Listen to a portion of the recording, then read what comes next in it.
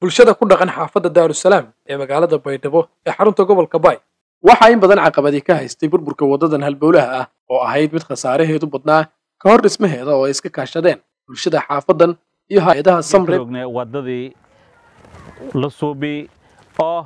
dib una madii hore ba codsi jeesinay dhibaato badan oo wadaduna haytii way ba kamid haay wadadun waa wada ee dhan bohol mareen haytii hadda ka hor dada ka dhimaday madii dhimashada ee badati yaa codsi jeesini codsigaas oo haay intii walni kala qodoonay dhisa codsigii keen hay'adda Samreeb nin tixgeliydi geeka wadadun tan isin arag haytaan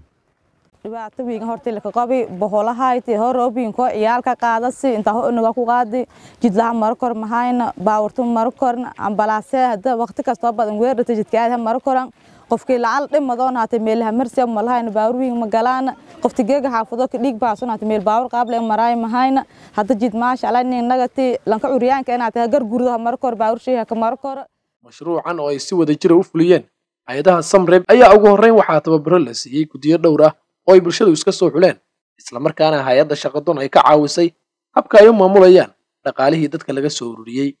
kadibna madasha mashaariicda ay bulsho kaab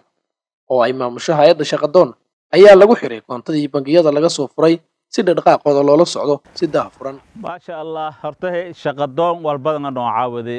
sida madii jidkun la bilaaway sida account furada iyo wacyigelinta oo joogtahay waqti walba oo dhiirigelin sida bulshada la iska sheerow sida xaafada community-da intaasay ba shaqadoon eediyada kaalintii muhiimka ka qaadatay ma ana gudidii oo xaafadda Daarusalaam todoba qof wada haayeen todoba qof aan limagale ito bilaamay gadoomiye ku xigeen i xogeeyay yahaayeen haatan dadka deegaanku waxay ogsoon yihiin in wax wada qabsiga bulshada uu ka horeeyo wax walba oo cid qalaadi ku deeqdo marka may boo wadadan tange may nin ku doonta wadooyinka kale wada oo maanaha bulshada ka darsatay oo garash oo contribution ka darsatay habaytay oo wada la ilaaliyahayo maanaha may boo nadaafadii maanaha lanki jaraw la ilaaliyahayo wadooyinka kale oo heedooyinka kala suubiyan oo shakhsiyan jileed suubiyan ku doonta ku habaysan wadadan la suubiyay hay'adda Samreeb may ka darsatay 27,000 ka darsatay bulshada xaafadda Daarusalaam may ba ka darsatay 4,500